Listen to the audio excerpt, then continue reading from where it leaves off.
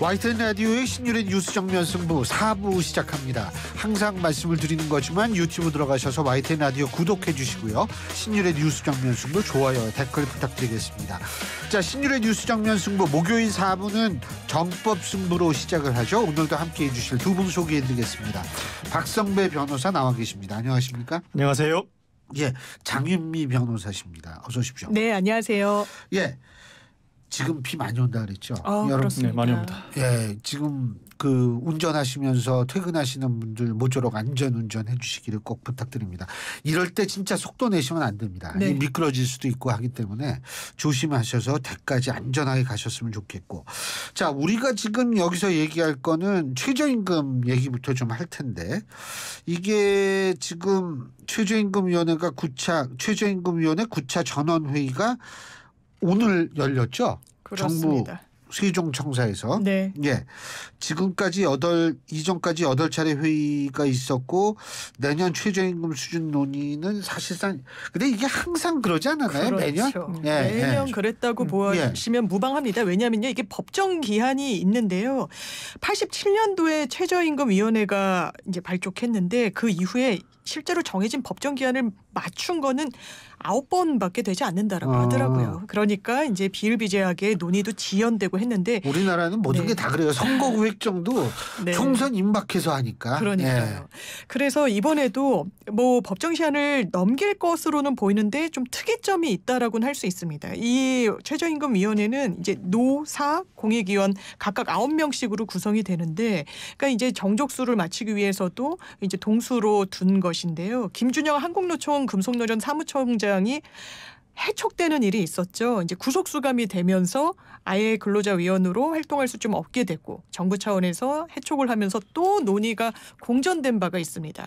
그러니까 해촉된 빈자리에 근로자위원을 좀 다시 대체해야 된다라는 게 이제 근로자위원 측의, 그러니까 노동계의 주장이었는데, 그게 계속 정부와 의견이 맞지 않았던 부분이 있어요. 그렇지만 본질, 가장 큰 건 최저임금 액수를 두고 경영계와 노동계가 의사일치를 못 보고 있어서 그렇습니다. 일단 근로자위원 측에서 제시하고 있는 최저임금 12,210원입니다. 그러면 경영계에서는 어떤 금액을 대안으로 제시하고 있느냐. 9,620원. 이 9,620원은요. 사실 지난해에 확정됐던 최저임금에서 단 1원도 오르지 않은 수치이긴 합니다. 예. 거기에 반해서 근로자위원 측은 26.9%, 한 27% 정도는 상승해서, 물가 상승도 있고 하니 반영해서 12,000원은 돼야 된다라는 입장이 너무 팽팽하게 맞서고 있어서 또 논의가 과연 오늘은 좀 합의점을 찾을지 그 귀추가 주목되는 상황입니다. 그렇죠. 근데 이제 저는 사실 어떤 생각이 드냐면, 자영업 하시는 분들 중에서는 사실은 이 자영업자지만은 사실상 최저임금보다도 못 가져가시는 분들이 많은 걸로 알고 있거든요.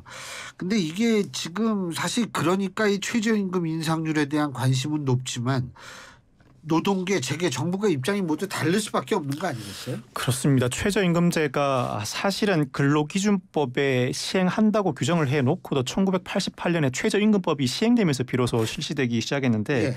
설명해 주신 것처럼 최저임금위원회가 오늘 6월 29일까지 최저임금을 결정해야 노동부 장관이 8월 5일에 고시를 할 수 있습니다. 법정 기한을 지킨 해보다는 지키지 않은 해가 훨씬 많고, 지난해에는 2014년에 이어서 8년 만에 법정 기한을 지키긴 했습니다만, 올해는 법정 기한 마감일인 오늘 본격적인 논의가 시작되거든요.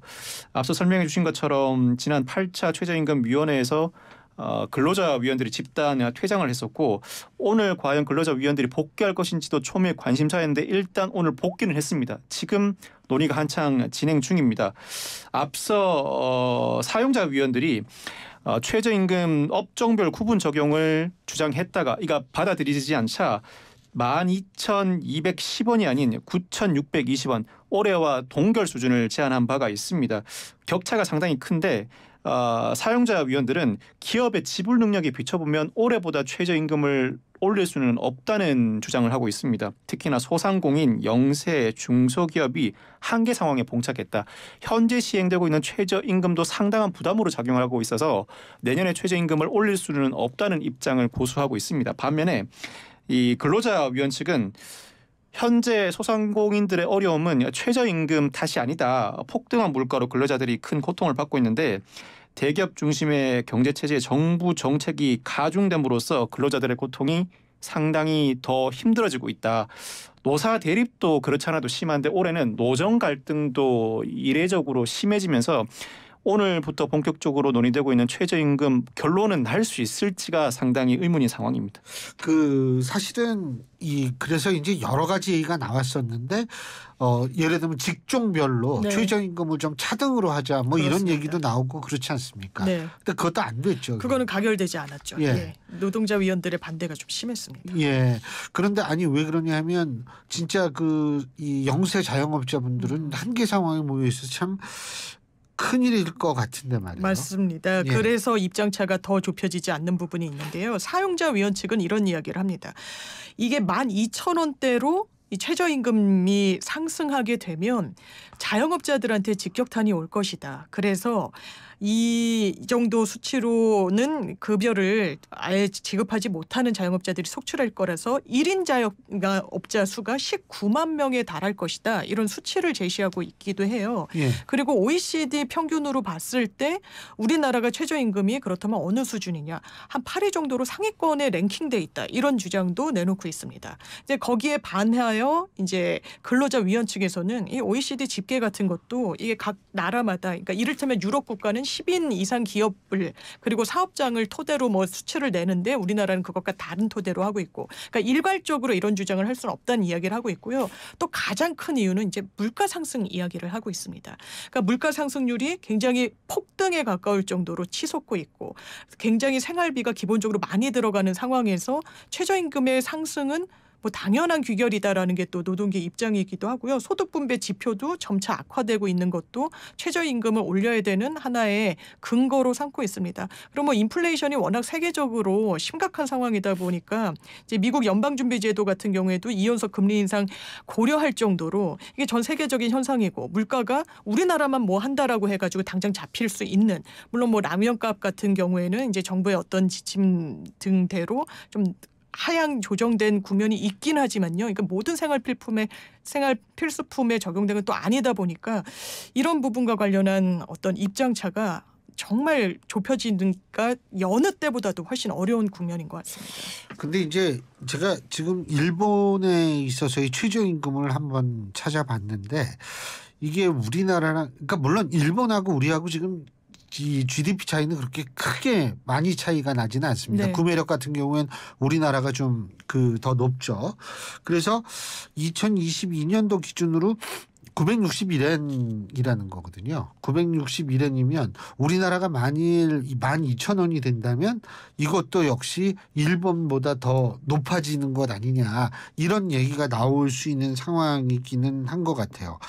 근데 뭐 올리면 좋겠죠. 근데 이게 올릴 수 없는 직종이나 업종이나 그런 게 있는 거 아니겠어요? 네네. 예.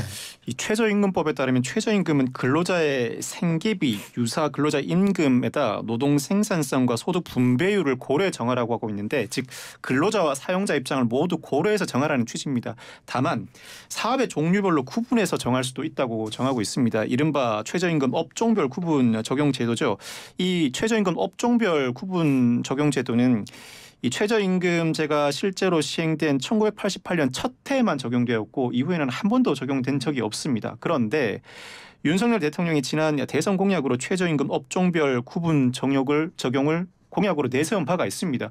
그렇지만 대통령의 공약으로 내세운다고 결정될 수 있는 것이 아니고 결국은 최저임금 심의위원회에서 결정을 내려줘야 하는데 지난 7차 최저임금위원회에서 사용자위원 측과 근로자위원 측이 강하게 부딪혔죠. 사용자위원 측은 숙박, 음식업, 편의점 업계를 중심으로 한계 봉착했으니 최저임금을 올릴 것이라면 일부 업종에 대해서는 최저임금을 달리 적용하자는 주장을 제기해왔고 근로자위원 측은 만약 업종별로 차등해서 최저임금을 정하게 되면 최저임금 제도를 마련한 근본 취지가 흔들린다는 입장을 고수했습니다. 결국 표결에 붙여졌는데 반대 15표, 찬성 11표로 부결됐습니다. 즉 근로자위원뿐만 아니라 공익위원들도 지금까지 최저임금 업종별 차등 적용 제도를 시행해 오지 않고 있다 보니 다소 반감이 있었던 것 같아요.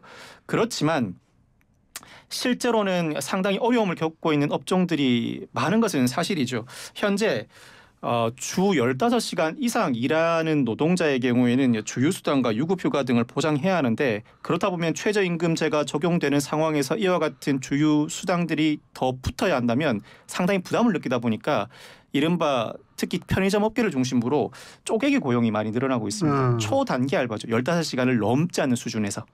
이와 같이 주휴수당 등을 보장하지 않기 위해서 고육지책을 시행하고 있는데 사실 탈법에 해당하고 뿐만 아니라 편의점 아르바이트 공고를 보면 대놓고 최저임금에 반하는 공고가 나옵니다. 사실 최저임금에 반하는 급여를 지급할 경우에는 형사처벌 대상이거든요. 물론 형사처벌 대상으로 상정된다고 해도 고용노동부에 신고할 경우에 그 차액을 지급하면 사건은 종결되긴 합니다만 그렇다고 하더라도 최저임금에 반하는 공고를 대놓고 올린다는 것 자체가 그만큼 어렵다는 얘기죠. 방증이거든요. 거기다 쪼개기 고용도 횡행하고 있는 실정인데 이 어려운 상황을 어떻게 타개할 것인가. 근로자는 근로자대로 어렵고 사용자들은 사용자 업종별로 상당히 어려운 업종은 분명히 존재하는데 이 간극을 어떻게 메울 것인가는 최저임금 심의위원회에서 어느 정도 해결해 줘야 하는데 평행선만 달리고 있어요. 그러니까 양측 모두 어려움에 봉착해 있거든요. 이 문제를 어떻게 해결할지는 저도 모르겠습니다. 이거는 중지를 모아서 해결해 나가야 하는데 이번 최저임금 심의위원회에서 합리적인 또 누구나 인정할 만한 결론을 도출해낼지는 상당히 의문인 상황입니다. 갑자기 그 생각이 나네요. 문재인 정권 때 그 소득주도 성장인가 뭐 그거 한다고 그래가지고 한꺼번에 확 올렸었잖아요. 그때 굉장히 많은 자영업 하시는 분들이 이제 본인이 그냥 직접 이 알바생 안 구해. 그러니까 이게 많이 오르면 일자리가 오히려 줄어들 수도 있다라는 생각을 할 수밖에 없는 거고. 그리고 이 물론 문재인 정권 그때가 되게 좀 재밌는 게 한 번에 확 올렸지 5년 평균 내잖아요. 그러면 다른 정권하고 똑같아요. 예? 이 최저임금 상승률이 2018년이 급격하게 올랐죠. 네. 네. 한 번 확 올려고 나서 그 다음부터 부작용이 너무 크니까 이제 못한 거거든요. 근데 어쨌든 저는 역설적으로 그때 그런 팍 올리는 것에 대해서 사람들이 좀 이제 익숙해져가지고 나 혼자 하겠다 그러면 이러면 일자리만 자꾸 줄어드는. 전 그게 좀 걱정이 되더라고요. 어떻게 보세요? 그렇습니다. 그래서 이게 직종별로 또 나아가서 군별로 지역별로 또 한 발 논의를 더 확장하면 내국인과 외국인별로 뭔가 차등을 줘야 되지 않느냐라는 논의가 사실 있죠. 내국인과 외국인? 예, 그런 논의도 상당히 많습니다. 그러면 해외에서 입법례를 어떻게 마련하고 있느냐를 보면요. 이를테면 선진국 주요 국가들은 내 외국인, 직종별, 지역별 차등이 없는 국가들이 OECD 국가 중에 한 22개국이 된다고 합니다. 대표적으로 프랑스, 네덜란드. 최저임금이라는 그 수치만 정해놨지 그걸 여러 다른 변수로 차등해서 지급하지는 않는다는 거예요. 그런데 미국과 일본 등 한 19개국에서는 직종 내지 산업, 심지어는 연령별로도 이 최저임금을 좀 달리 책정하는 입법례를 채택하고 있는 국가들도 있다라는 겁니다. 그러면 최근에 우리나라에서도 가사 문제 또 저출생 문제가 워낙 심각하다 보니까 외국인 근로자들을 외국인 가사 도우미를 그렇죠.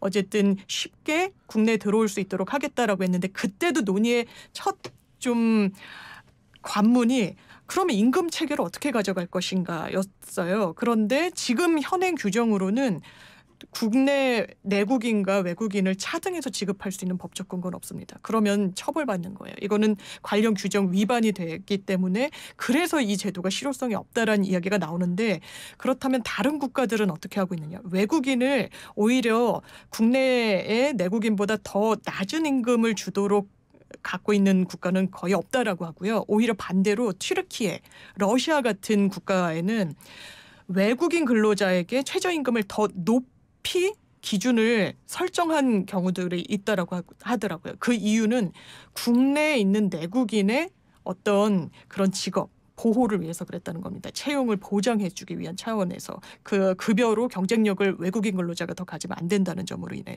그래서 아까도 박 변호사님 짚어주셨지만 우리가 업종별로 한 번 그 처음에 딱 그 발족했을 때이긴 하지만 그런 차등 체계를 가져간 적도 있었기 때문에 좀 열어놓고 많은 논의가 이게 정말 사회적으로 이게 단순히 최저임금만의 문제가 아니라 이게 남녀 고용, 뭐 저출산, 외국인 이런 다양한 문제점들을 좀 포함하고 있는 이슈인 것 같습니다. 어떻게 보세요?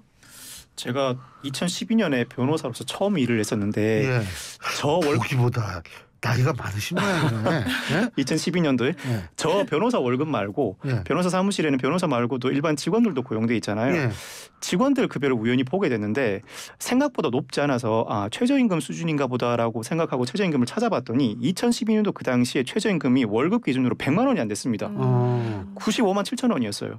그런데 10여 년이 지난 올해 2023년 최저임금 월급으로 환산하면 200만 원이 넘습니다. 그렇죠. 201만 580원이거든요. 상당히 드라마틱하게 많이 올라간 것 같은 느낌이 많이 들어요. 최저임금을 기준으로 하다 보니까. 근로자 입장에서는 만족해야 하는데 근로자 입장에서 과연 만족할 것인가. 사실 최저임금이 첨예하게 문제되는 직종은 급여가 낮은 직종이죠. 예. 급여를 많이 받지 못하는 근로자, 급여를 많이 줄 수 없는 사용자가 첨예하게 이해관계가 대립하는데 현재 탈법이 심심찮게 자행되고 있고 최저임금제에 반하는 공고가 올라오고 있는 이상 언제까지 이 탈법과 위법을 방치해둘 것인가. 제도가 설정되어 있는데 탈법과 위법은 횡행한다면 제도와 현실이 맞지 않다는 의미거든요. 그렇다면 제도도 현실에 맞게 수정하고 그 수정한 이후에는 현실에서 자행되고 있는 탈법과 위법은 제대로 단속하고 이 방향으로 나가야지 이대로 계속 방치해둔다면 제도와 현실의 괴리는 앞으로 더 심각해질 것이고 양측에서도 만족하지 못하는 볼멘소리가 나올 것 같습니다. 알겠습니다. 자, 오늘 두 분 말씀 여기까지 듣겠습니다. 고맙습니다. 감사합니다.